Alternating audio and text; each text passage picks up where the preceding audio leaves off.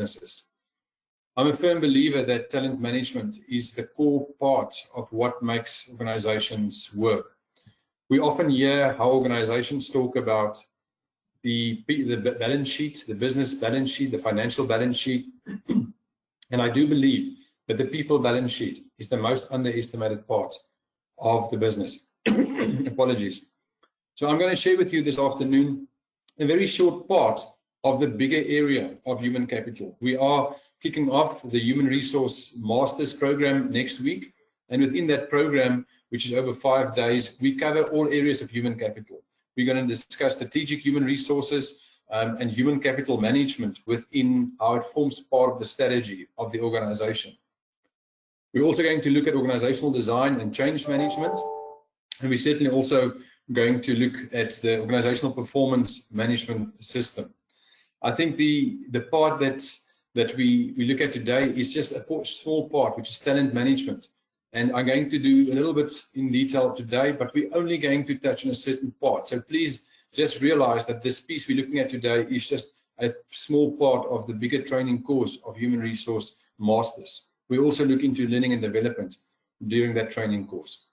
But for today's webinar, I focused and I chose the topic of talent management in a high-performance, high-engagement company. And to kick off, I would first just like you to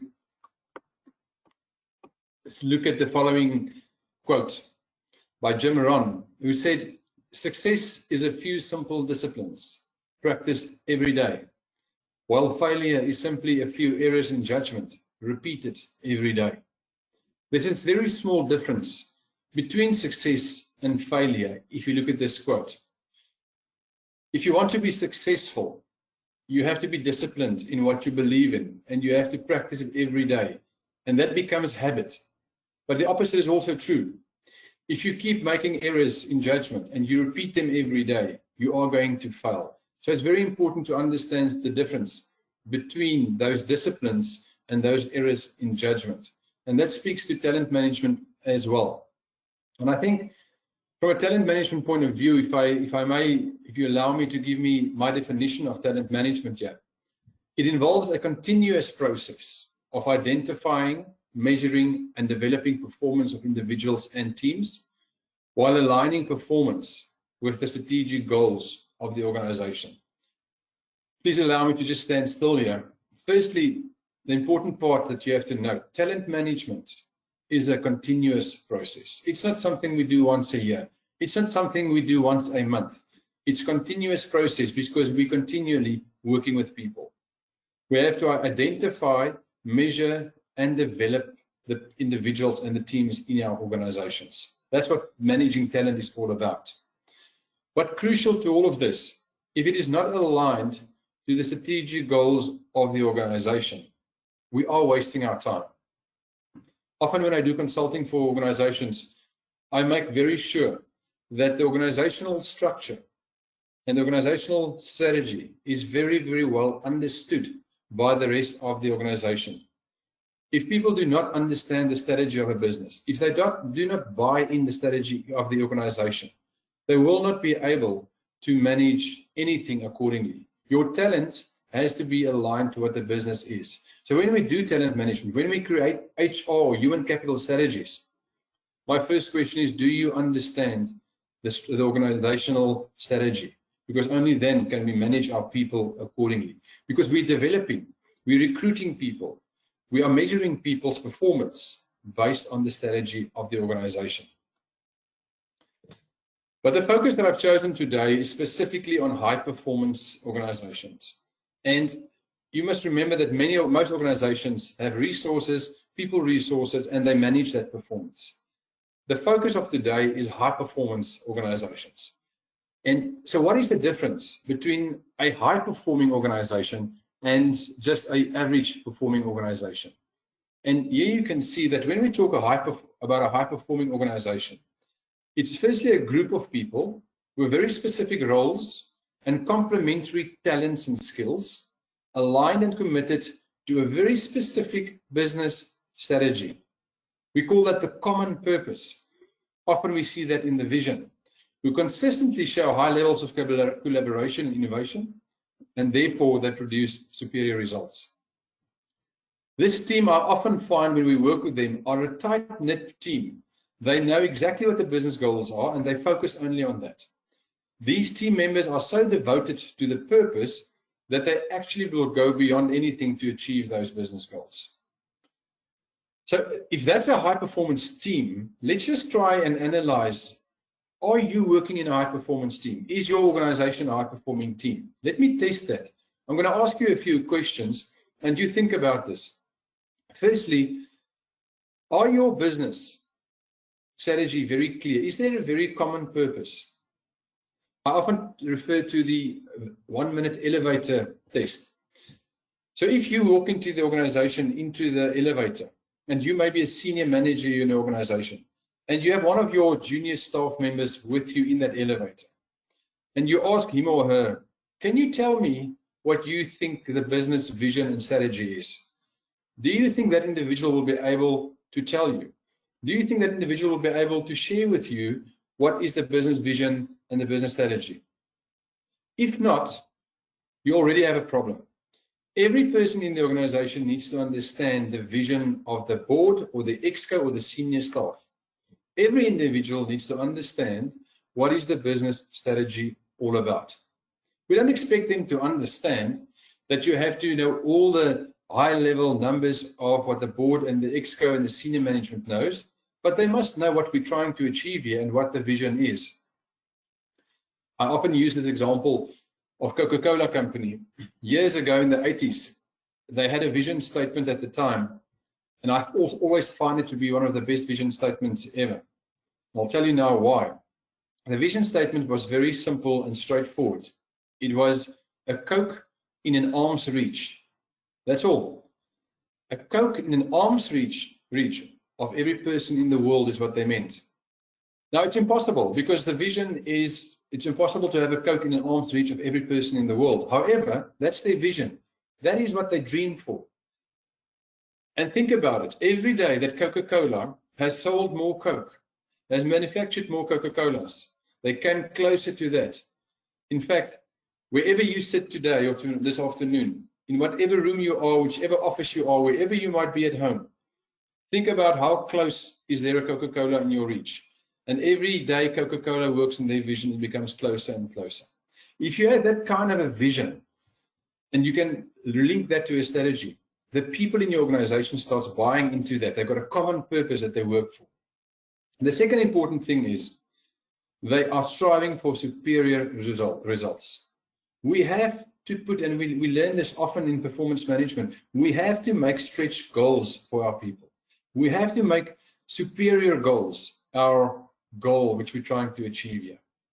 But how to get to that is that second part, or that latter part, is we have to make sure the team is a tight-knit team. There's a very nice example of Formula One, which I often use. I like to use sport as an analogy or metaphors in organizations.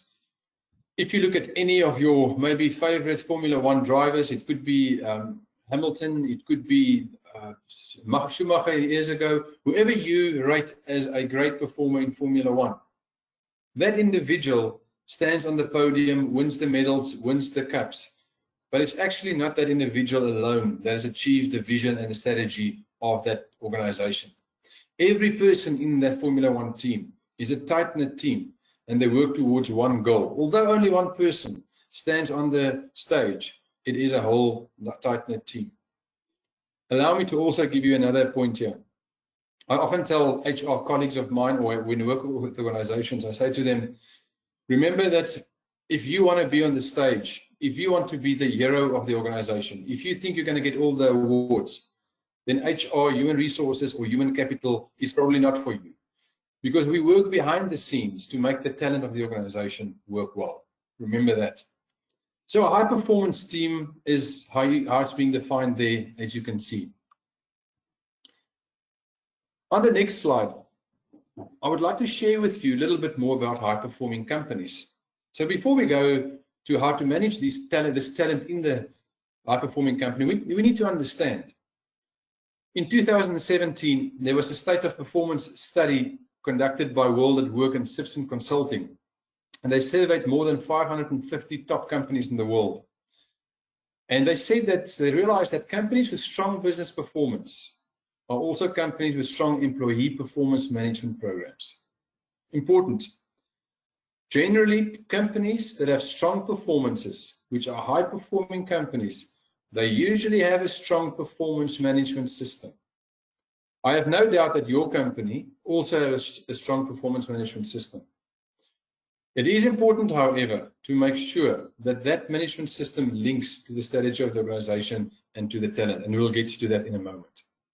Also, that same study found that performance management techniques for both effective and less effective organizations are not very different. Listen carefully to what I'm saying here.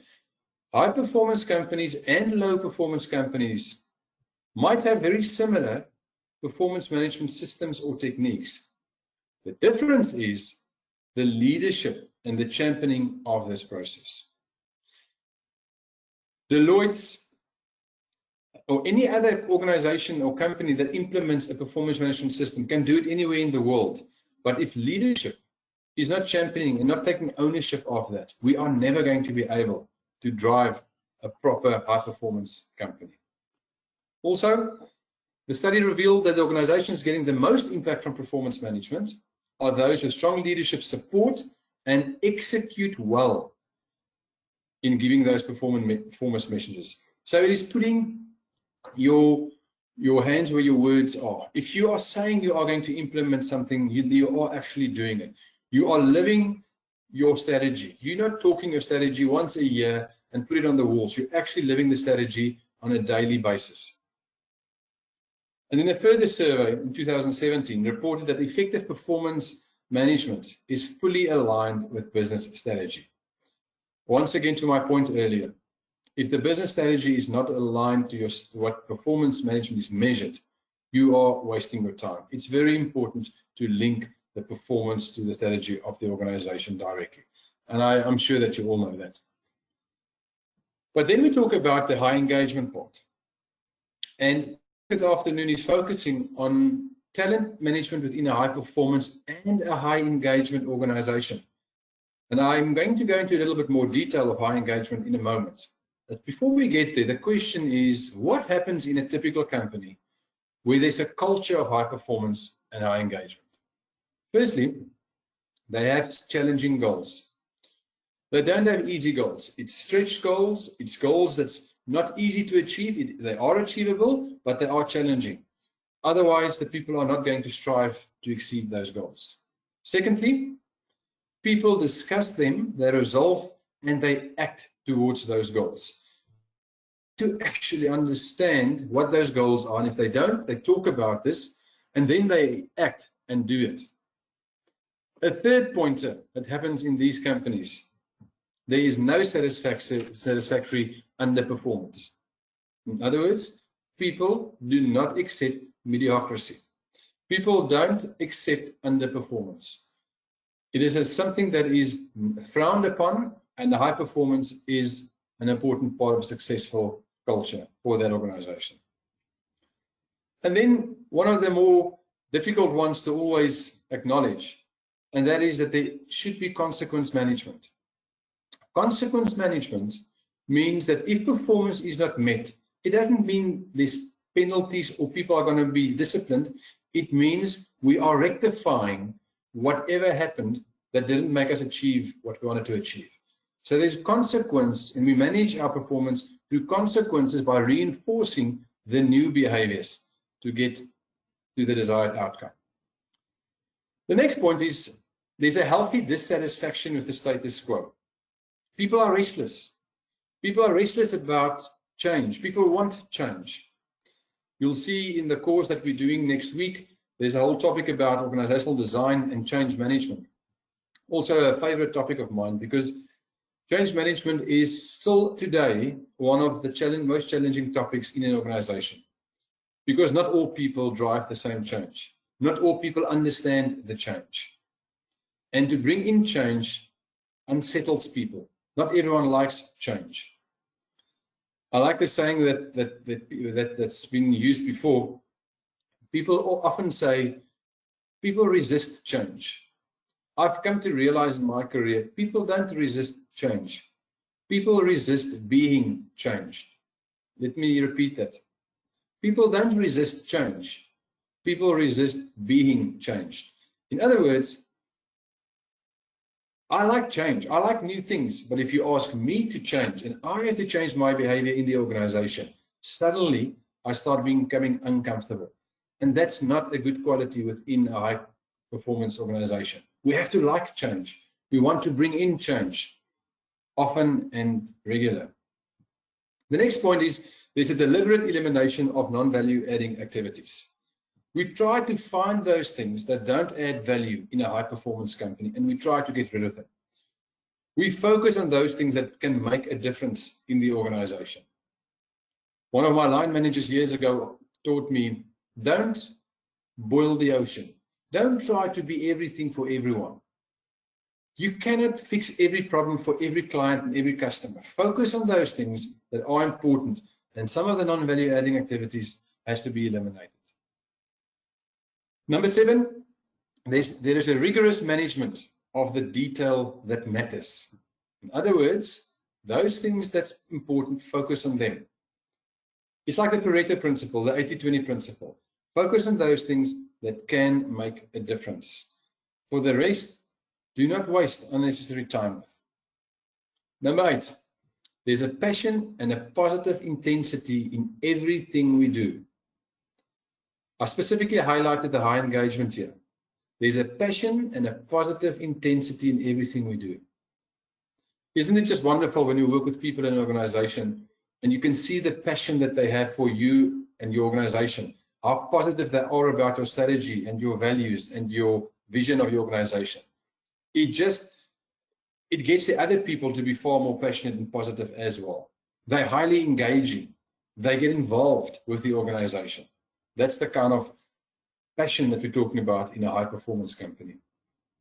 Second last point here, talented people strongly identify with an organization. They feel commitment and passion for their work. That extra mile comes easily, it's habitual. They do the extra mile because they are so part of the organization and in that culture. And then lastly, talented people are accountable, involved in making decisions, and generate a steady flow of good ideas and decisions aligned to the business priorities. This last point is a very important point to today's topic because we're talking about talent management, how to manage our talent in a culture of high performance and high engagement. And this is where the secret lies in this last point. Talented people in high performance companies are accountable, involved in making decisions, and they are aligned to priorities. And if you read carefully through this last point, you'll realize we're talking about performance management. So the management of performance is linked to the high performance, high engagement organization. Because if you have a proper performance management system, like we discussed earlier, you will be able to keep people accountable, and those performance goals and KPIs will be aligned to the business priorities.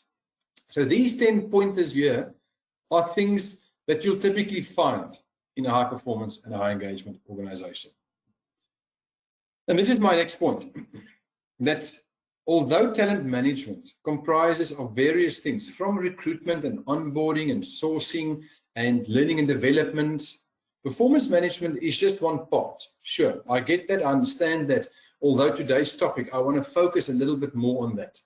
Because if we have a structured performance management system and people understand our system, and you just earlier saw that performance management is a big part of the success of high performance companies, then it's going to be so much more easier to manage your talent within your organization. So let's just quickly go through some pointers of the benefits of having such a performance management system. Firstly, there is always an increased motivation and engagement. People want to know what they measured against. People want to know what they are going to achieve or what should be achieved. Every person in life has got goals, not only at the workplace. Your personal goals, your family goals, your life goals. There's goals that you have. That motivates you, that keeps you going. You've got longer term plans. You have to make sure you engage your staff through that in an organization as well. Then Give insight into your talent's current skills and competencies. In other words, you get involved. You understand their current skills, you understand their competencies, and you help develop them. Thirdly, you attain alignment between your strategy and talent. I'm going to give you an example later with the people balance sheet on how that can work. You have to make sure there's a link between your strategy and the people that you appoint. You must understand this carefully. We sometimes make the mistake to say we have to find the best talent for my company. We always want the best people. Be very careful. I like the saying, you have to get the right talent that is fit for purpose. I know it's a common phrase being used, but it's very important, being fit for purpose. Some people are not fit for your organization. They might be the best individual out there. They might have the best CV. They might have the best experience, have worked for so many years in a certain industry, but they might not be linked to your strategy. I have appointed people that I would, in one company, that I would not appoint in another company because they are not fitting the strategy or the vision of the organization. Find the right talent for your strategy. And you're going to see just now how we do that in the people balance sheet. Next point is help you evaluate, reward, and develop the skills and the competencies to carry out your strategy. So that's what we try to do. If you understand your talent, you manage that performance of your talent, you can evaluate, reward, and develop them so that it links to your strategy. It's such a simple concept, but those three goes hand in hand. Having a proper strategy, finding the right talent, and managing that performance is the golden thread through a high-performance company. And lastly, by managing performance of individuals and teams, you can manage performance of an organization. It's as simple as that. If you have a process in the system to manage people, you can manage the performance of an organization. Right. I decided to show you this iceberg model today as part of this presentation because it's such a well-known analogy or phenomenon that's being used all around the world. And we use the iceberg model often in culture and in change management. What I want to show to you today is for talent management and for performance management in high-performance organizations. Now, as you can see on the top, the top part of the iceberg is what we can see. That's what's happening. This is typically the events that we see in an organization. And because we see something happening and it's clear, happening right in front of you, we immediately react. It's the same with performance management. We see a mistake that is happening with an individual or an employee, and we immediately want to rectify or punish that individual. Or we look at what the mistake was, don't do that again, but change it in the following way going forward. However, if we look underneath the water, if we look underneath where the real iceberg, the rest of the iceberg sits, you will find there's a pattern of events that it keeps repeating itself. The same event happens over and over again. And then you ask yourself, but why does this individual make the same mistake or this company make the same mistake? And you go deeper down and you'll find there are system or structural issues, or there are mental models. There are certain things within the organization that is so absorbed in the way we do things that if you don't change it at this level here, events at the top will keep coming up every day. So with talent management, don't always just look for the performance of the day. Look at the performance over a period and understand why the same issues are happening. And through that, you manage the performance and hence appoint the right talent. So you'll see a little bit later when I come back to this point again. I want to share with you in performance. If we look at this, a part of this iceberg model speaks to this figure that you're seeing on the presentation now. If you look on the left-hand side there, you'll see their performance is the piece on the left-hand side. When you have performance management conversations with your talent, 90% of the time you spend on the history. Oh, this is what you have done wrong. This is why we didn't achieve this. This is how you should change your behavior or your performance. And then the last part of the performance conversation is developmental or about the future. And we say, all right, going forward, we need to change this or that. And that is the challenge. We need to move towards the following and start focusing more on the developmental side and the future and less on the history. We often say it is what it is. Something happened. We need now to understand why it happened and then put far more focus on the developmental side and how we're going to change things. And that is what high performance companies are doing. They are looking at their performance, but they don't dwell on it. They don't sit and ponder around for hours after hours, why did everything go wrong? We understand it, we do the analysis, and then we say, what are we going to do differently going forward? And that's the iceberg model. Look below the surface, what happened, but then focus on how you're going to change the future so that those events and the poor performance becomes less and less. Once again, something that happens in high performance organizations. Now, I've said a lot about high performance and in high performance organizations. Part of what I wanted to share with you today is in these organizations, we talk about the what and the how. Let me read you the following. Core to the culture and the ways of working of high-performing companies, performance management is how we should manage the performance of teams and individuals against their goals. This ensures the execution of our business strategy, ensuring a sustainable business performance, and shapes a culture of high performance, which is the what, and high engagement, which is the how. Okay, so let me just elaborate on that last sentence here. When we talk about a high performance company and a high engagement company, the high performance is what most organizations strive for. Most of your organizations typically will drive high performance. What does high performance mean? For many individuals, for many companies, it means KPIs, key performance indicators, or key performance areas, KPIs. It means the numbers, it means the turnover, it means the share price, it means the shareholding of the organization, it means the cash flow, it means the what of the organization, and that is absolutely important and critical. But we're talking today about a high performance and a high engagement company. And that means what you achieve is as important as in how you achieve it. We need to start focusing also in the high engagement, because my theory is very clear here that the more you engage with your staff, the more you get them to buy into your strategy, engage with it, understand it, the better they will be in the what part. Some of you might have seen the video of Simon Sinek, which is similar to this point here. He talks about the circle, which Apple, he used this Apple example, and that we often too much worry about the what of the product and the performance. But there's something right in the middle, and that's the why. And in my next slide here, I try to explain this. In the core of this is the why.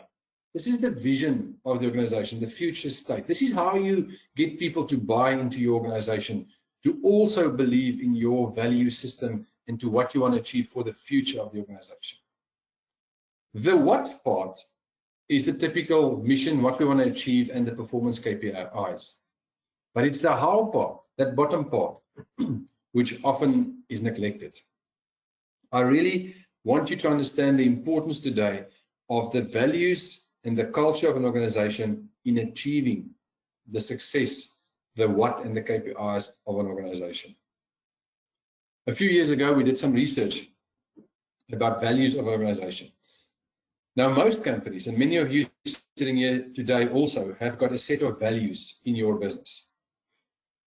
They could be respect, integrity, loyalty, service, quality. You all got some words. Some of you got 1 or 2 or 3. Some of you got 5, 6 or 7. You got certain words that explains your value. The research we did, we're trying to find out how many values of companies are the same. Now, it wasn't quite a few years ago. However, what we found is that 80% of companies on the top 500 companies in the world have got 3 out of the 4, or 75% of the values are the same. So listen to what I'm saying. The majority of top performing companies have got similar values. So then you start asking you, but how important are values if everyone's got the same value? Think about the words I mentioned: respect, integrity, quality, service. Many of the people have got those values. The point I want to make today, it's not about the words, it's about the behaviors. You can see on my slide that part here, this word of behaviors. It's that part that makes the difference. So what integrity or loyalty means for your organization might be different to what respect or loyalty means for another organization.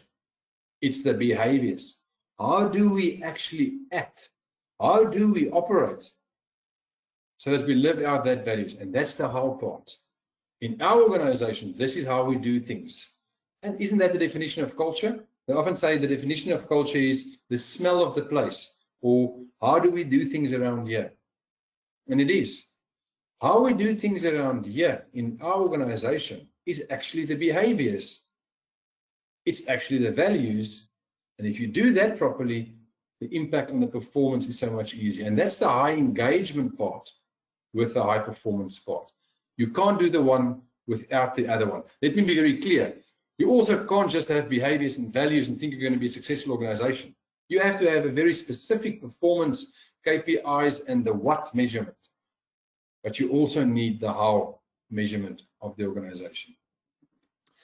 And that brings me to the latter part of the presentation tonight, which is about the people balance sheet.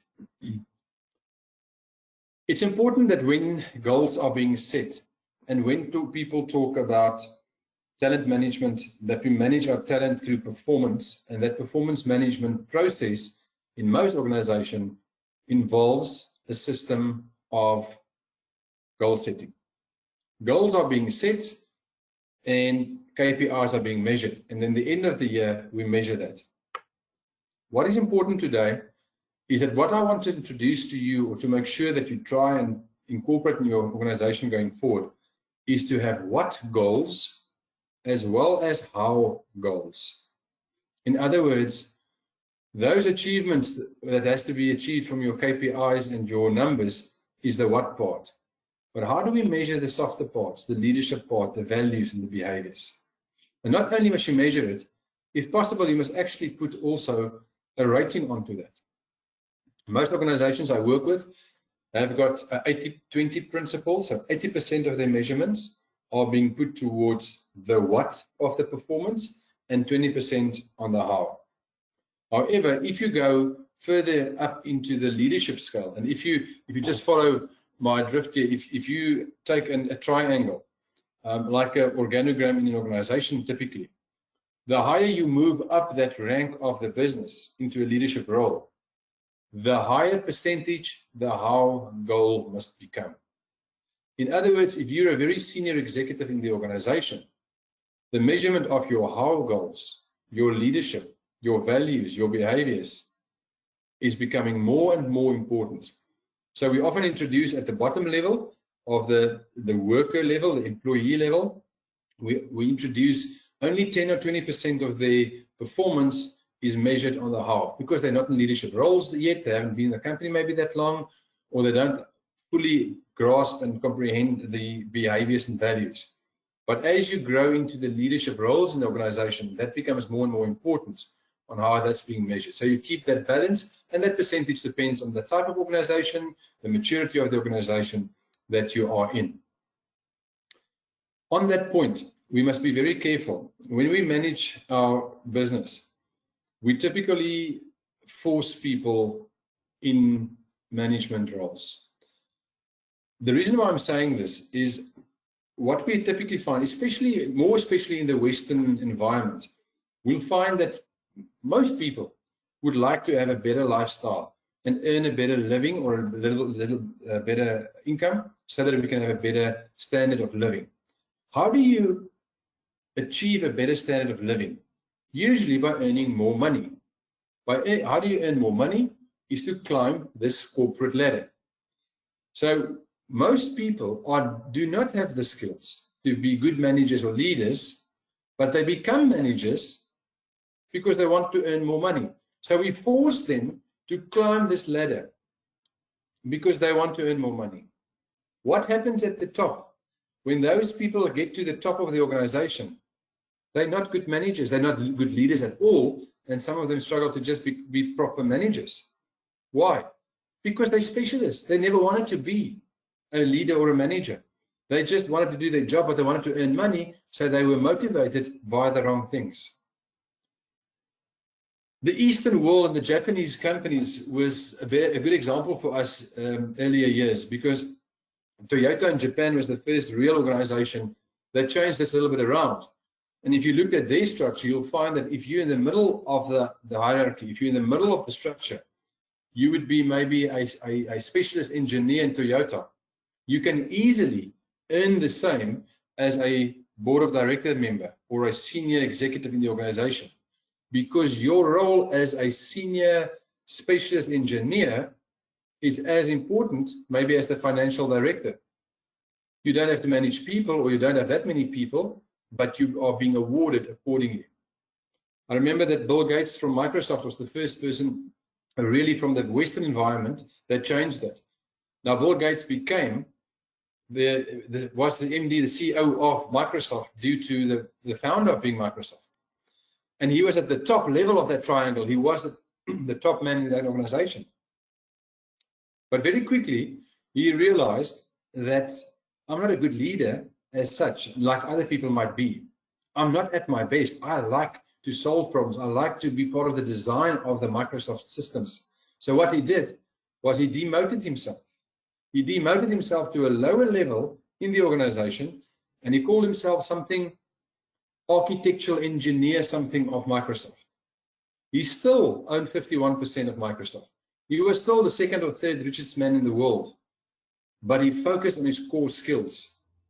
And we often force people into management roles because we don't manage our talent, and we don't manage our talent according to a people balance sheet, the PBS, which I want to go through now. So this part of tonight, but my last part of the session, is to talk about the people balance sheet. It is probably the most powerful tool for talent management, because firstly, you have to understand the strategy of the organization. It measures the capability and the capacity of people. It talks about performance and potential. And if I may stand still here, often performance is also linked to the what part, and the potential, leadership, or values part is to the how part of the organization. It speaks to talent management, obviously. It speaks to organizational culture, and it most importantly speaks to becoming a high-performance, high-engagement organization. Most organizations, that's a high-performing organization, uses this people balance sheet. Many of you know this as the 9-grid box. I'll explain to you once again if you haven't seen this before. I know many of you here are HR specialists and have seen this, others are not, so just bear with me. I want to share with you just a very simple example of a people balance sheet. What you see there is a grid box with 2 axes, performance at the bottom and potential capability on the left-hand side. You can also add here to performance. You can write the what of the performance, and on the y-axis here, you can talk about the how of the individual's performance or their potential. You can see a grading scale here. Now, although tonight's webinar is not about the scale, please allow me to just give you my view and my opinion on the grading scale. Many organizations, and Deloitte are driving this quite hard as well, are not supporting a scale with numbers anymore, and they rather would say achieve or not achieved or overachieved, and that's fine. But for the purposes of explaining this, I'm going to use the number system, which most organizations still might have. Many organizations uses only a 1 to a 3 scale. Some uses a 1 to a 5 or a 1 to a 7 scale, the typical Likert scales. I have got a concern with a 1 to 3 or a 1, 2, 3, 4, 5 scale for the following reason. If we use those scales, I often find that we're forcing the bell curve. In other words, most managers are not comfortable having that courageous conversation or that tough conversations with their staff, and therefore they put most people in the 3 or sometimes a 2 or a 4 if it's a 1 to 5 scale. It just forces everyone in the middle there. If you use a 1 to 4 scale or a 1 to a 6 scale, you leave a little bit more open for objectivity in the middle there. So I just gave you an example here of a 1 to 4 scale. So suddenly, you can't just put someone in the middle. He's an average performer. If he's a 1 performer, he's a seriously weak performer. If he's a 4 performer, he's a seriously strong performer. You can also use a 1 to a 6 scale, same argument. But now for those majority of people who typically sits in the 2 to 3, you have to start thinking, you have to really use performance management. Is this person a 2 or is he a 3? And it becomes a little bit more objective if you do it that way. But I'm not in our course next week when we look at this. We are going to go into much more detail about the scales as well. But for now, just focus on the people balance sheet that you see in front of you there now. So what organizations typically find is that when you do your people balance sheet, you'll find that 70% of your staff sit in the middle there. That means that they've got a performance of 2 to 3, and their potential on the left-hand side is also between a 2 to a 3. And that's fine, because that's the core of the business. That's the heart of the organization. That's the engine room of the business. And you want the majority of your company sitting there. How do you measure the performance? We've mentioned it earlier, the what of the business. You've got KPIs, you've got numbers, you've got measurements, depending on what job that person is doing. That's the easy part to measure, the performance part, far more objective. I acknowledge, I understand that the potential capability part on the left-hand axis is not as simple always to measure. This part does inform or does request the high engagement. So I hope you can start bringing the two together now. The high engagement part sits on the left-hand side. If we engage with our staff, if we really know our staff, if we manage our staff through high engagement, it's much easier to understand their potential, their capability, and the how of their roles. Many ways how we do this. Companies measure potential on various things. Let me name a few. Firstly, your CV, your background, your qualifications, what you have achieved in studying, your degrees or your diplomas or your certificates, the rest of your experience that you've worked for X amount of years, all of that builds a certain credentials for you in a curriculum vitae. And that is one area of what you can look at, because obviously the better you are there, the more potential you show. Another one is psychometrics. Some organizations use psychometric tests, certain psychometrics measurements, and we have certain tools or batteries that we can use to measure people's potential as well. It's also very useful. Then we have the very popular 360 tool, 360-degree tool, where you ask for feedback 360 degrees around an individual. So the line manager, the subordinate, the peers or the colleagues, and other clients or people that he or she interacts with can also give input into the 360, and they are measured as well. How do you measure, or against what do you measure that? You can't measure it about, is this person a likable person? This is where the value part comes in, which I discussed earlier. If you have proper values and behaviors, you take those behaviors, you turn them into a question. And the question is, does this person behave in the following manner? Does this person have the following leadership skills? And you get an answer, and you can actually start quantifying it, and it is not so subjective anymore. So if you have a good measurement system in performance management, you can also measure this left-hand side of potential in a proper way against a score. So the long and the short here is that you can give a person a score on this side as well, and hence why you end up in a certain block. Let's go to the top right-hand corner, 20%. Many companies say that they would like their target and their aim is to have 20% of my staff must be on the top right-hand corner there. Why? Because that's the pipeline talent. Those people are the people that's usually promoted to the next level, to the next job. So 20% is a healthy number because it allows for competition. It allows for the best people to be promoted, and hopefully some of the 70% people can move into that block. Just be careful. I worked in an organization a few years ago, which they believed that we should have at least 50 to 60% at the top here. Their whole approach was, the more people I have in this blue block at the top right-hand corner here, the more successful my company will be.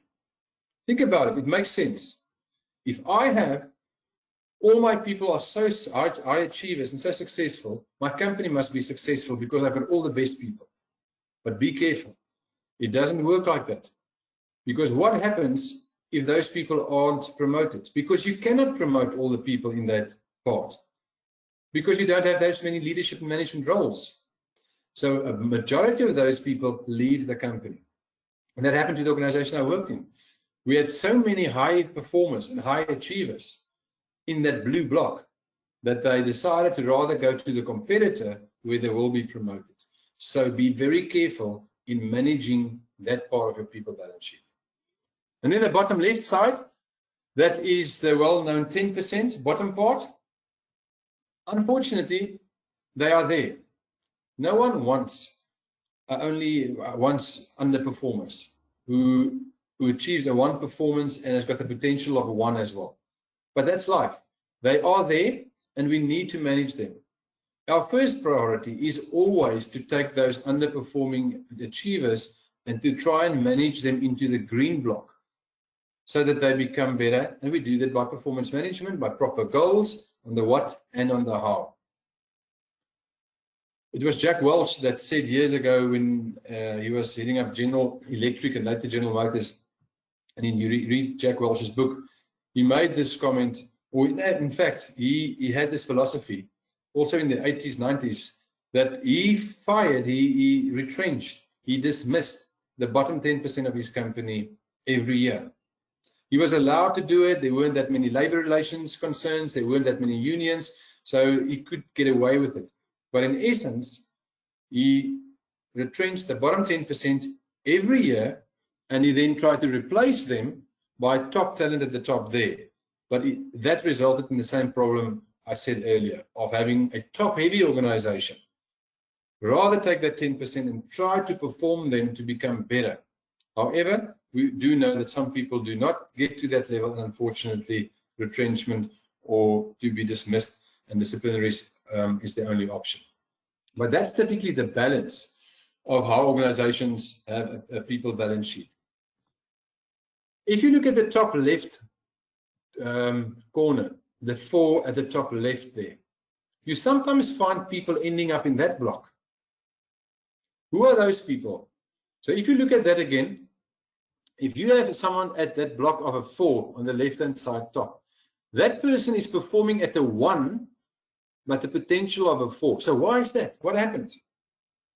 When you appointed this person, he had great potential, great capability, he got a great experience and CV, he did well on the how, but he's got such a poor performance. Did you make a mistake in appointing this person? Probably not. I can tell you now, he or she is working for the wrong boss, they got the wrong line manager, or they are in the wrong job. Don't just immediately, because they are at the 1 performance here, don't think they should be dismissed out of the organization. They might just be in the wrong role, and you have to develop your goals accordingly. Then the opposite side of this balance sheet is the right bottom corner 4. This one here, which is a 4 performer, a star performer, but this person hasn't got much potential. What do you do about this individual? Once again, it's not ideal because you want people to be better performers, have a better potential as well. I find those are people that are specialists many times and they don't want to move in the organization. Many times these are personal assistants, secretaries to their bosses. They are sitting in a role that they're performing very well. The boss loves them, they do a great job, but they don't want to develop further. They don't want to go into a new role. I want to stay with my comfortable job with this boss. Be careful, because if they don't develop, if we don't develop their capabilities, they're going to get stuck and they're going to get into a mode of achieving a ceiling, and they're going to get complacent in that role, and we have to keep developing them. But you can, and there is an option, an opportunity for them. Now, the important part, and why the people balance sheet is so important for us, is that it brings the way in which we manage talent. So when organizations then do this, every time after performance management, I usually say every 6 months, we have a talent review and we do a people balance sheet. And you fill in all the names of all the people in your function organization, and you can actually have this balance sheet for the whole organization on one sheet, depending on the size of the organization. And you can see where your problems are. So let's take a department like finance. If someone in finance then leaves the organization to go to another company, you don't just automatically appoint a new person in his or her place and get the best person. You see which gap was left. Where did that finance person sit in this balance sheet? So that helps you to manage your talent. Who do I go and need to look for? The whole COVID-19 coronavirus environment that we are living in changes the whole talent review for us in the future. Because we're now going to have to look at our talent and ask ourselves, where do they sit in this balance sheet of the future? What kind of individuals would we like to need for the future? And it changes your mind about what kind of talent you need. And therefore, the important point tonight is that when you manage your talent, you have to manage them on both the what and on the how. So in conclusion, I would just like to summarize the following. Talent management is still a core part of any successful organization, especially if you want to drive a high-performance, high-engagement company. We should always measure the what and the how, and the people balance sheet you now saw the best tools to do this, but you have to actively engage and help people to learn to do this. It's not an HR tool, let me be very clear. It's not something that HR must do. Yes, they provide the template, yes, they train the people, but the line manager must own their own people balance sheet. They must own how to do this. And lastly, to end off with, I would love to take some of your questions. I know we're allowing time for questions tonight as well. I would like to end off with the idea of going through the what and the how. The what part is always the easier part for people to understand, and the how part the more difficult one.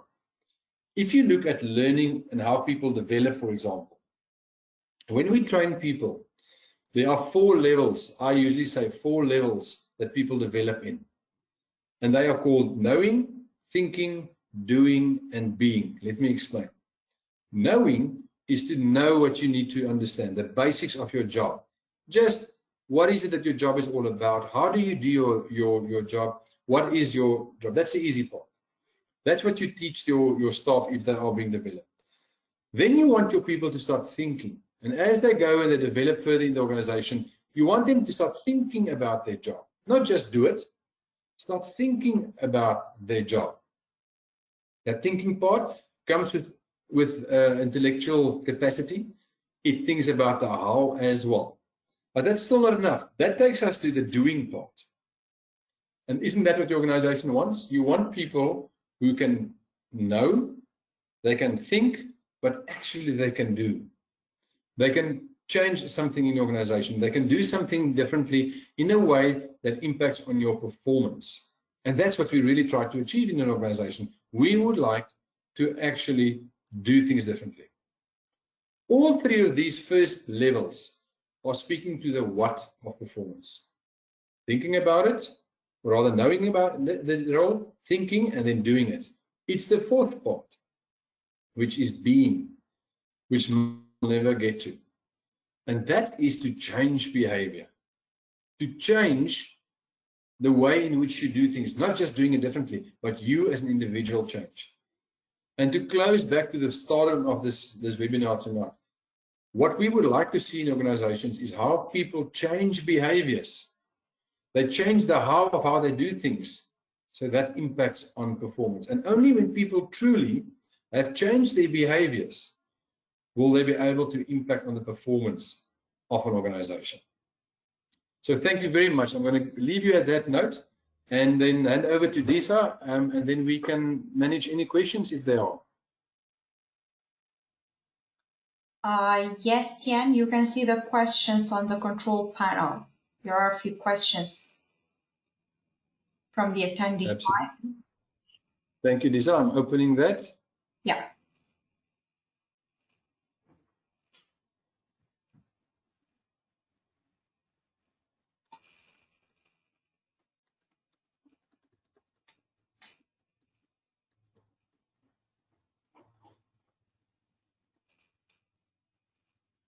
All right.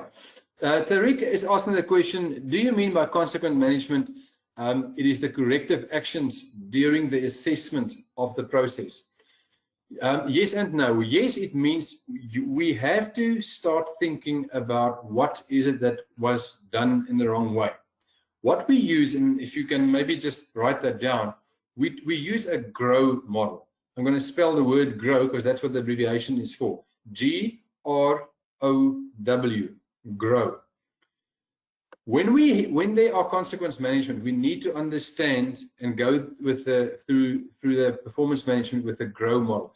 G stands for the goal. What is it that we wanted to achieve? So you talk to your employee to understand what is the goal. Do we agree this was the goal? The R of the GROW stands for reality. What really happened? What is the outcome? What was the outcome and why wasn't it a good outcome? And then the third one is the important one, the O, which is the options that I have. So now that you've done something wrong or it's not aligned to the performance, what options do we have to change it going forward? Remember my conversation, 90% of your time should be spent on those options and the future, and only 10% on what happened wrong. And then the W part of GROW is the part that we talk about way forward. And that is, all right, let's agree, what are you going to do differently going forward?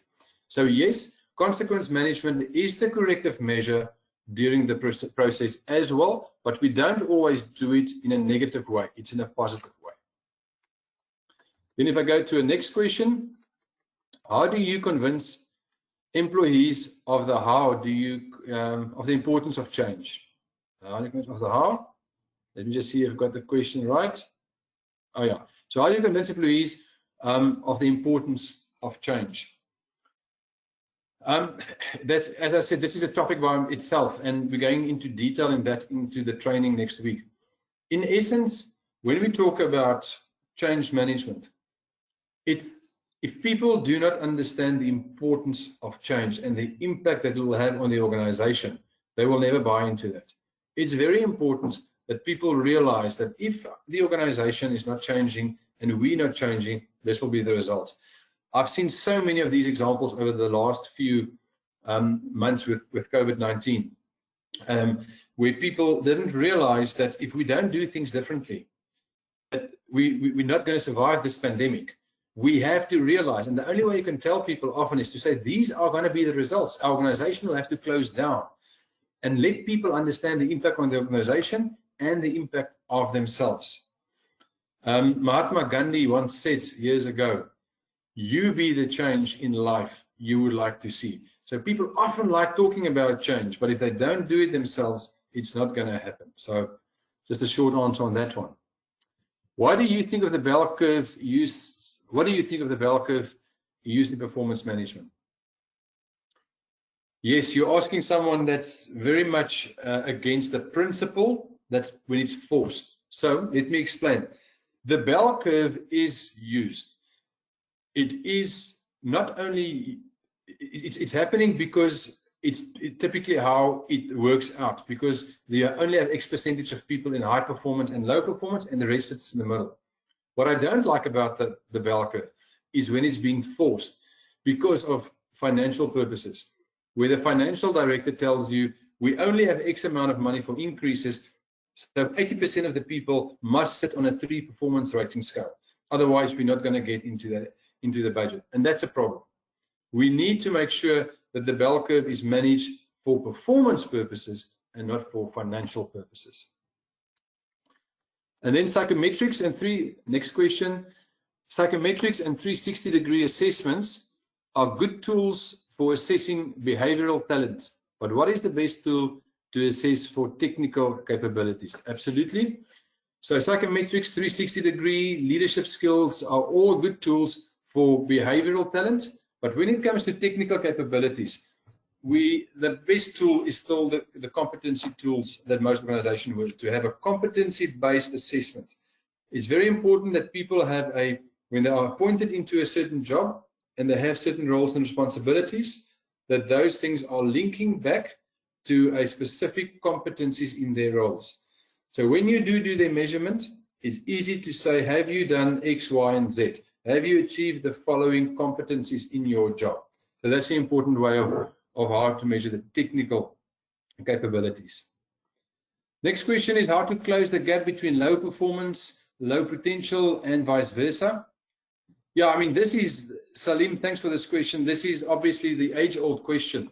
If we knew that the perfect answer, it would have been easy, but low performance, low potential, I often find has got a lot to do about the motivation of staff and people not buying into the organization. Always ask yourself, firstly, is the culture of the organization correct?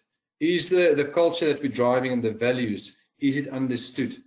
Because if people are engaged in an organization, if they feel they are part of the organization, they very often change behavior, and that performance starts changing.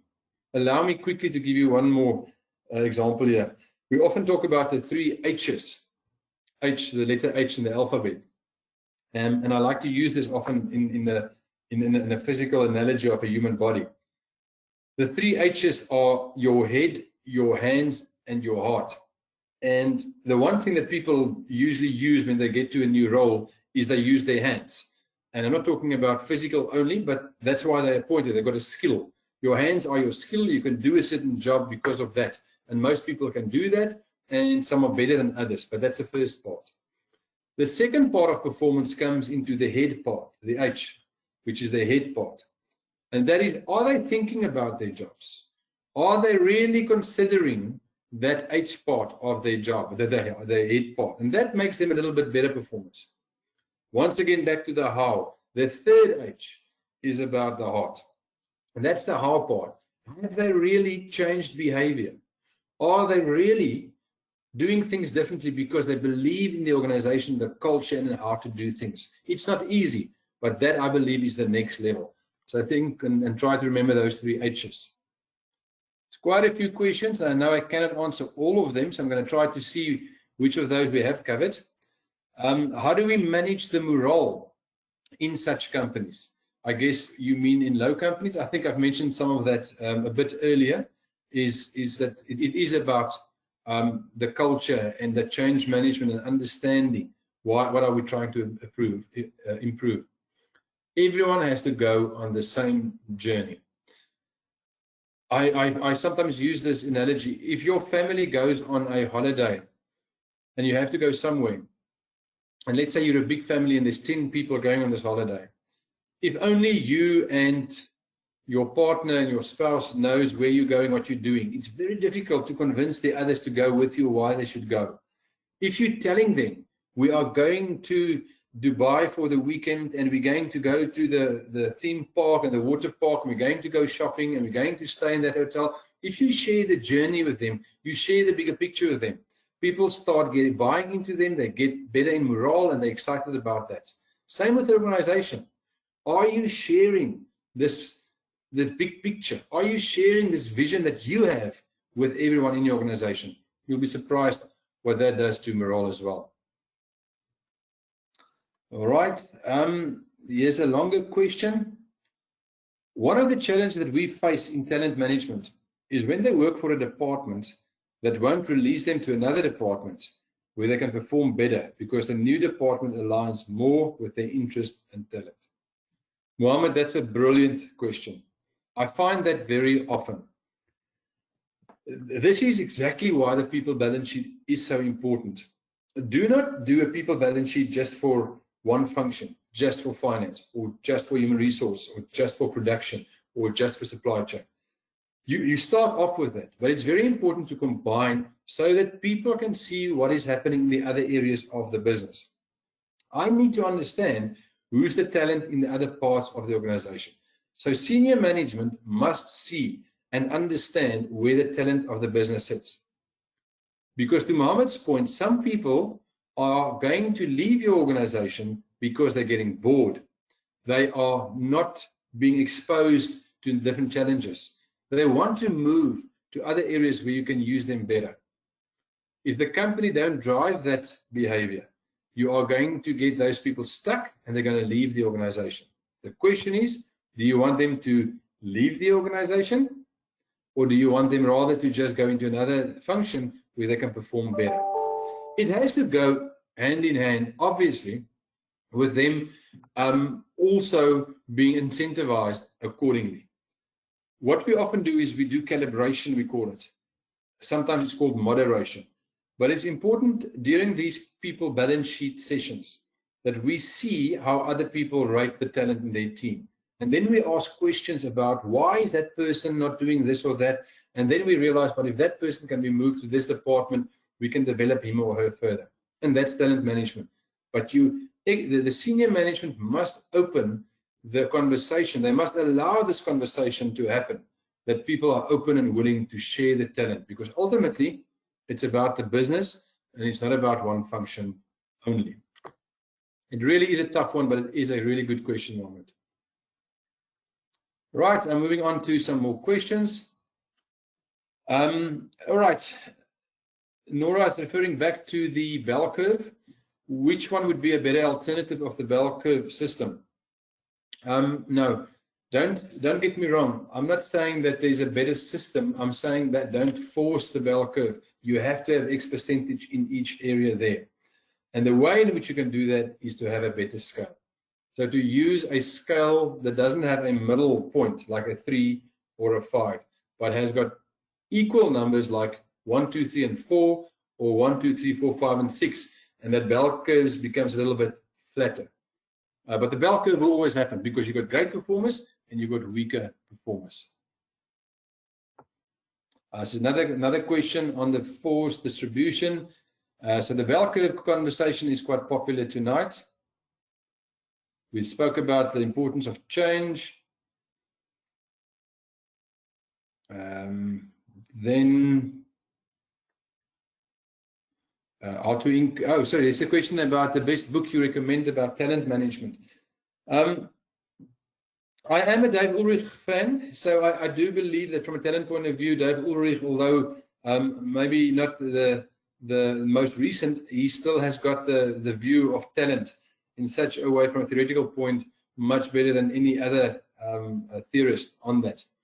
However, I always say that talent management should not be a standalone topic. So wherever talent is being incorporated into strategy and into leadership, is the kind of preferred articles and theories that I like to read, because talent should not be standalone, and there's many of those, but it should always be part of the bigger strategy and the bigger leadership of the organization. In fact, my areas of expertise are those three: strategy, leadership, and human capital or talent. And often you see them very separate.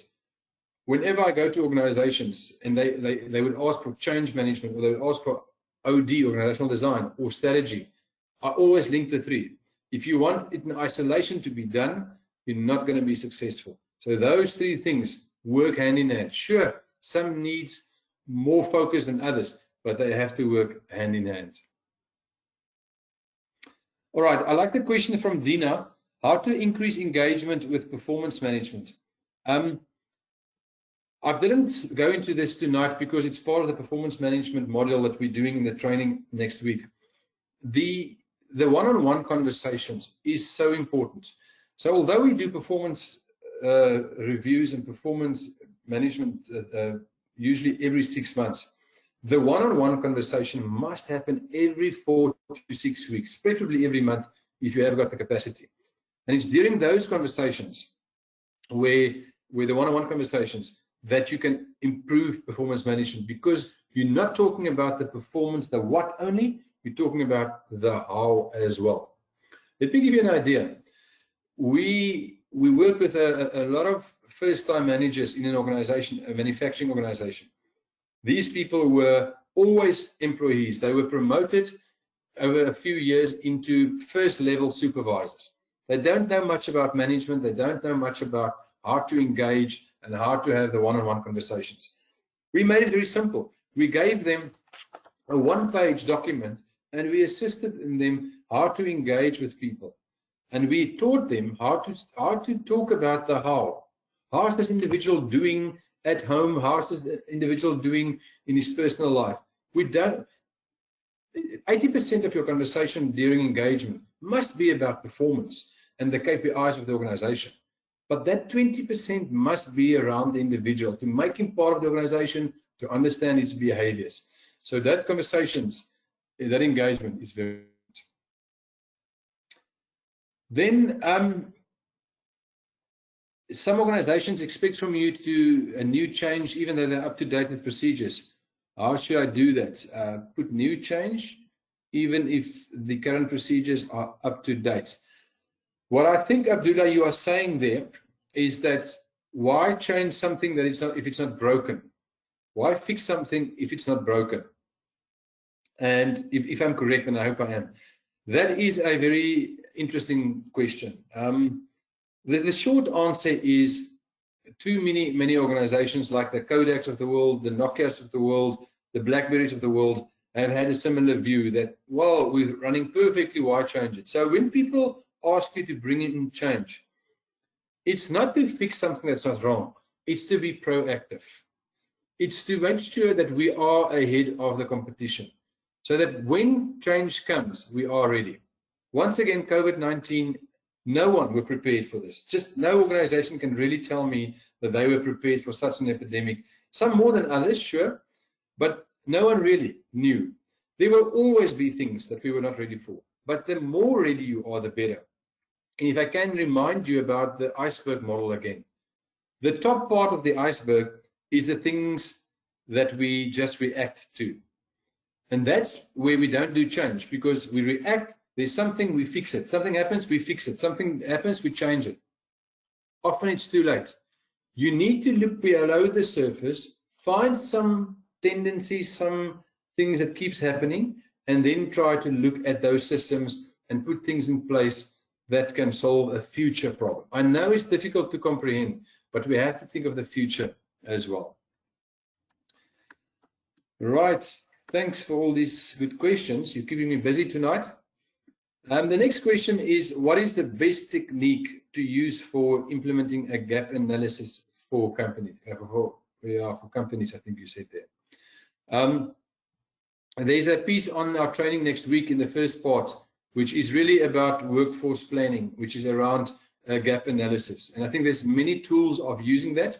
Once again, I'm very keen on the competency model framework to understand the competencies of every role and according to that measure them and therefore get to your competencies. The next person I see has left. The question was, how much time should an employer give an employee with talent and creative abilities when they constantly underperform? Yes, so how long should you be patient? How long must you just accept poor performance? There's no perfect answer, but in simple terms, when someone doesn't perform, there could be proper reasons for that. And I believe that that next 6 months is crucial to turn around that performance. If the performance is not turned around in that next 6 months, then the next performance review must be the last chance that person gets. So within a year, that individual must have changed performance or must have left the company. Saying that, however, that cannot be the case for certain roles which the performance are so important to change overnight that that person can be given 6 months. So please remember, the impact of certain poor performance is much bigger than the impact of others, because the one performance can lead into losing market share or clients in 24 hours. Others might be a longer term. So it depends on the type of underperformance that we're talking about. Then, how to manage and motivate talented employees within an organization if it's not a profit-oriented organization like a government and performance improvement is not the culture? Yes, interesting question. So in South Africa, we recently had a project where we worked with our parliament. So not the political party, not the government, but the parliament who's running the parliament for the political party that's in the seating.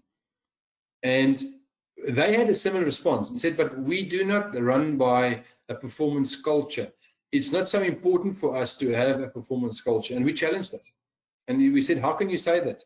How can the government not have a performance culture? So my answer here, Hanan, is actually quite straightforward and simple. I do believe that non-governmental organizations, non-profit organizations should still have a culture of performance. Remember, performance doesn't speak to numbers and KPIs and rand, money and shareholder value only. It could speak to other KPIs. It could speak to other things that's measured in other ways, but we still want to perform it. Take a sporting team. You have a certain performance culture. Take a culture, whether you're in the orchestra, there must be a performance culture that you want to do better in what you do. The question is rather, how do you set performance measures for a government organization? We, and I mean many companies, and you, where you are, might be different. In South Africa, one of the biggest challenges we have is that the performance measures of the government are not in place, and therefore underperformance of the performance to the taxpayer is not what it should be. And therefore, performance management is the core of a culture. However, it depends on how you measure performance. Next question, how can we ensure that all employees have a SMART objectives in the organization? Yeah, it's a core part of the training as well, where we look into SMART goals. I'm adamant that when goals and objectives are being set, we set it according to the SMART objectives, the SMART, which you all might know, and to make sure that people are setting their goals accordingly and are measured. So it's just a question of enforcing that, I believe. Something else on change here. Most people don't like, or they're scared of change. How can we change them? What's your advice? Thank you. It is probably still the most challenging problem in businesses is change. My first piece of advice is that change is not a human resources or a human capital problem. It is an organizational-wide problem, and everyone from the CEO, the board, the senior executives of the organization should buy into this change. If they do not, change will not happen. Don't give it to HR to go and implement. HR is just giving the templates or the tools and facilitating some of that, but it is important that change comes from top management. How not to be scared? There are so many good tools there. Kotter's 8 steps process of change management is still one of the most well-known, and I think one of the most successful ones is to create, and I'm not going to take you through all 8 steps of Kotter's change process, but it is around making sure there's a common vision. People understand and they believe and they agree in this common vision of a change, and then making sure communication takes place and it's being anchored at the beginning, all of those processes. I'm going to remind you of my point earlier. People don't resist change. They resist being changed. Therefore, work on the how, work with the individual to buy into your culture, to buy into your vision, to buy into the values of the organization. Then Sahid is asking me, what is my view on drawing a line at the bottom 5%? I assume what the individual is asking here is around, should we cut the bottom 5% and not 10%?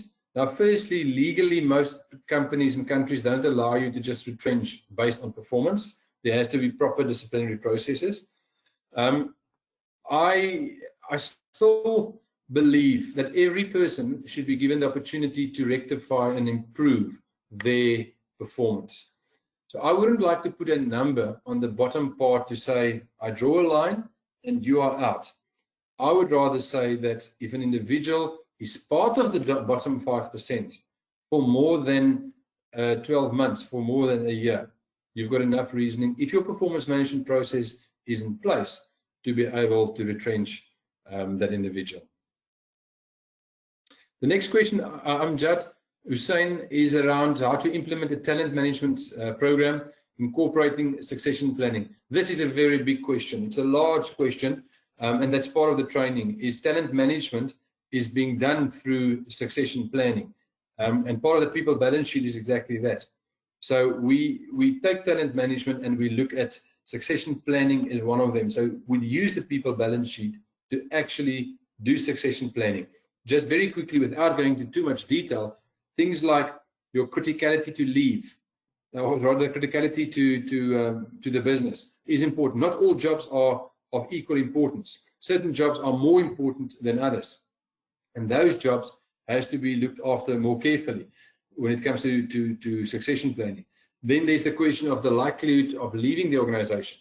You should know your people so well that you understand and you know that they are quite likely to leave the organization quite soon. How are you going to manage that? So all of those aspects play a role in the succession planning. All right, good question, Arwa. Just would like to know, what do they see, I see as the difference between talent development and talent management? Very, very important difference. So talent management, to some extent, we touched on that largely tonight, around managing your talent and making sure, and that includes from sourcing them and bringing them into the organization, on board, induct them, and then you manage their performance. It's all part of talent management, and talent development is part of that. So my view, talent management is the overarching umbrella, and under that are all the different aspects, and one of them is talent development, which is typically your learning and development or development of talent, and that could be a result of training because they have to be developed in something else, another role or another skill, or that talent development could be because of poor performance, and you have to train and build up the skill so that that person is developed into a better performer. Once again, it's part of overall talent management. It is an important question to understand and distinguish between those. We're almost through the questions, hang in there. What is an effective tool to use in terms of talent management benchmark? Yeah, so the benchmarking, I don't believe that there's one tool in benchmarking. I always believe in benchmarking with companies in your own industry. Make sure you know what other companies do, but very important, benchmark with people outside of your industry as well. What do other companies do in terms of talent?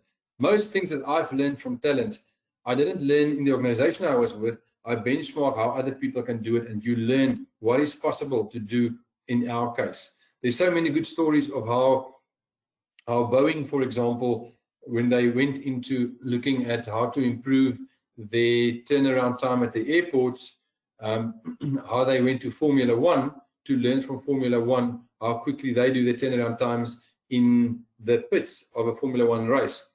Total different industries and businesses, and you can't do it exactly the same, but you can learn. The same with talent management.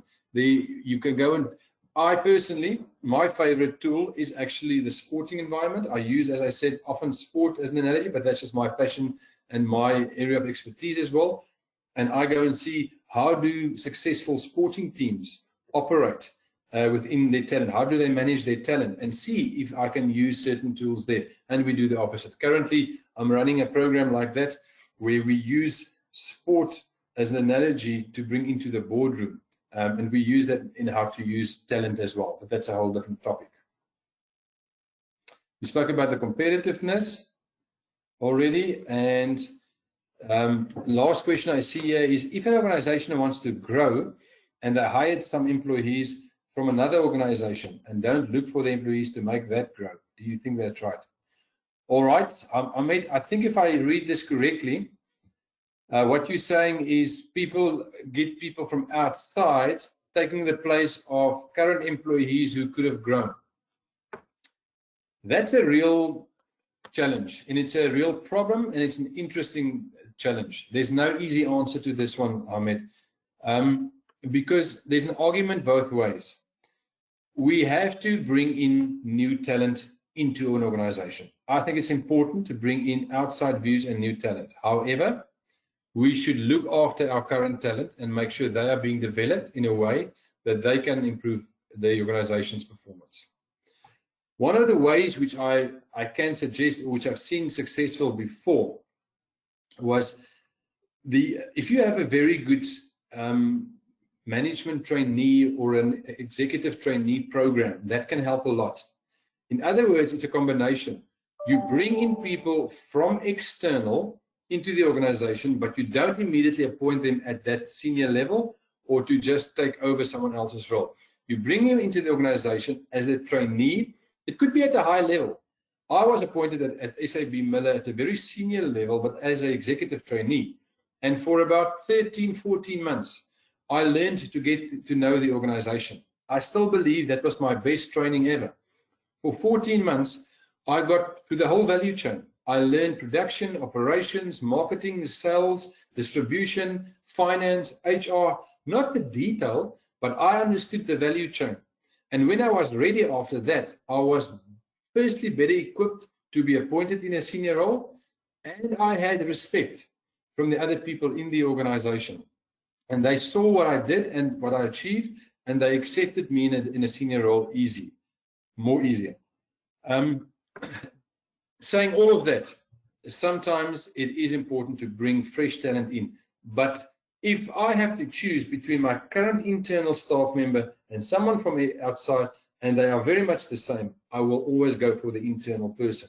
But if I don't have those skills, I will look outside as well. I see there is one more question coming up. Okay, this is maybe a good last question here is suggestions for annual performance management during COVID-19 when people are working from home.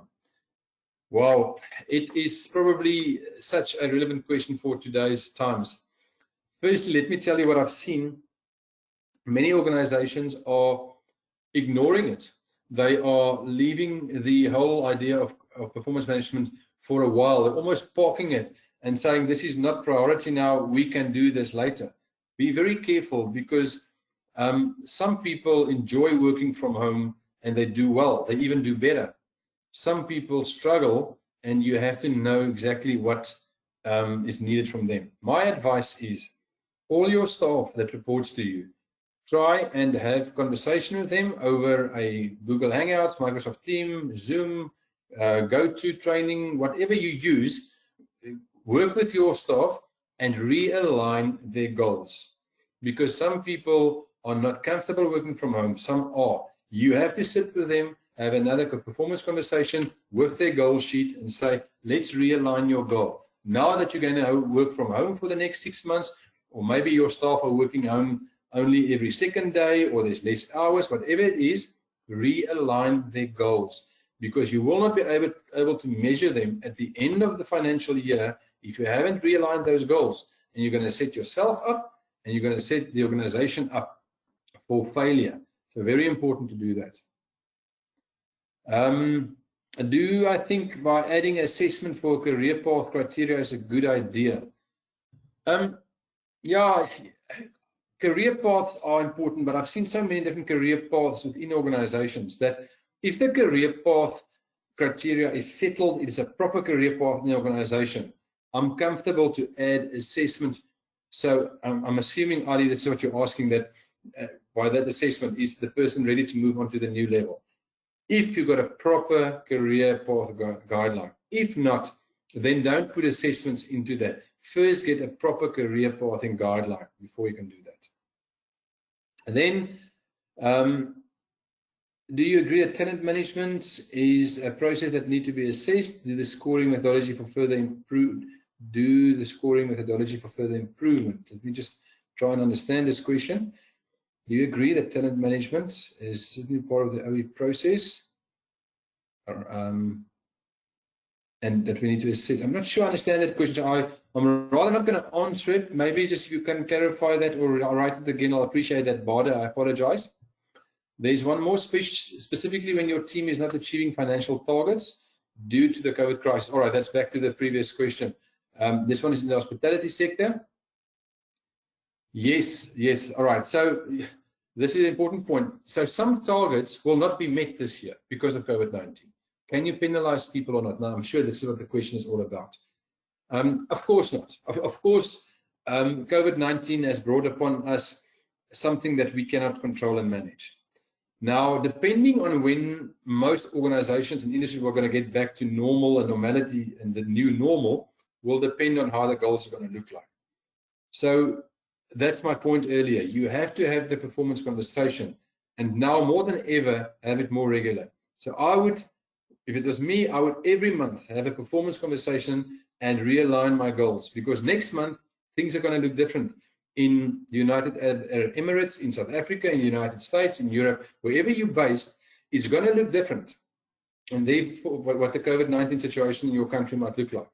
And therefore, you need to assess your goals.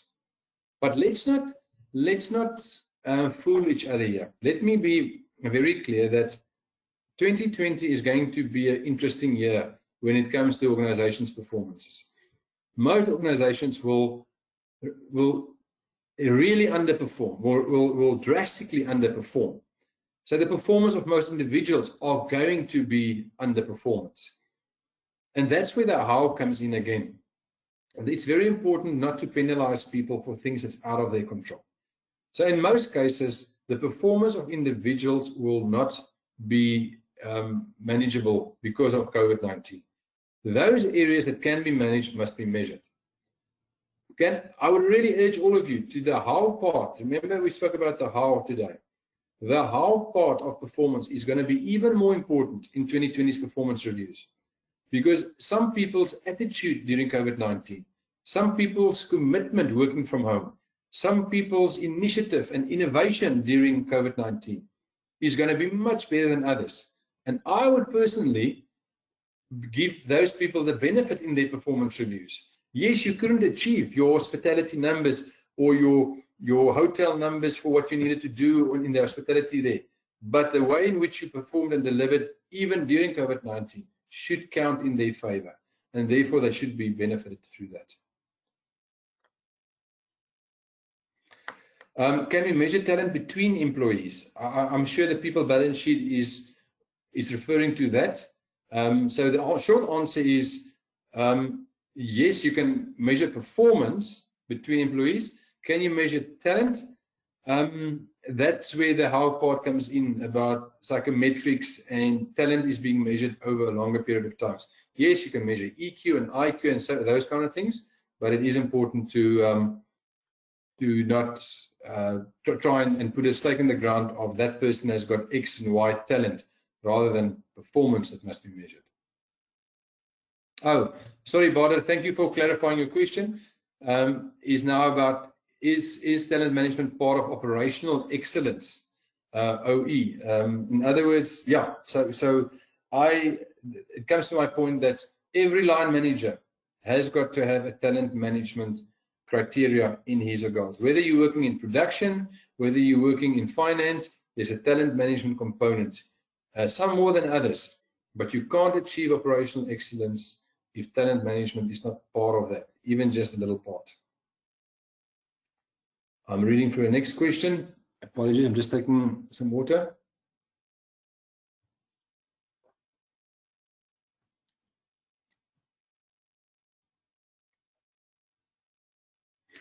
Individual performance during COVID-19, I think I've answered that one. I hope so. How could we set quality control measure for potential or capability measurement?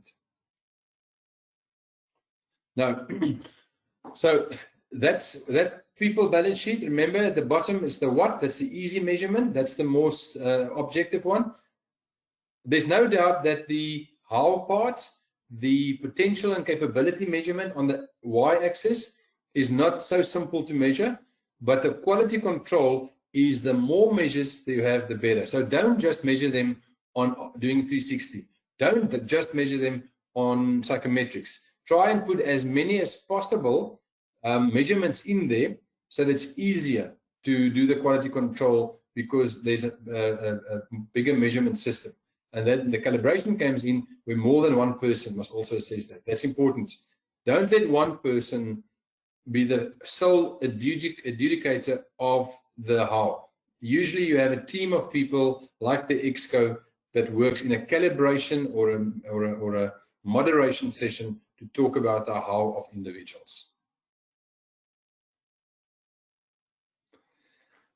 I've gone through Lisa, it looks like we've through all the questions. I've tried to cover all of them. One or two of them were the same, and then I tried to answer one or two questions in the same answer, and some I think we did cover already. So yeah, I don't know if there's anything else, Lisa, if you want to add anything else, or if there are last questions. Otherwise, I hand back to you. I don't see any other questions. I believe you have actually answered all the questions so far. Okay. Yep, it looks like it. Yeah, I don't see any other questions. Thank you so much for answering all these questions. Dear all, on behalf of LEORON, Mr. Tienie Ehlers, and myself, it has been a grand pleasure to have you today, and we are honored that you have attended the webinar in Talent Management, High Performance, High Engagement Company. We hope that we have met and even exceeded your expectations, and you have got as much value from this experience as possible. As Mr. Tienie has mentioned, we have an upcoming program which is delivered by him. It is Human Resources Master Advanced Diploma Program, which is scheduled next session for July, 5 to 9 July. We do hope that some of you will consider joining us for this program, and it will be definitely an utmost pleasure welcoming you again. Feel free to contact us for any details or any questions. We hope that you have enjoyed the webinar today and that our collaboration will not end here. So have all a lovely evening ahead and stay safe. Thank you, Lisa. Thank you, everyone, and have a good evening. Bye-bye. Bye-bye.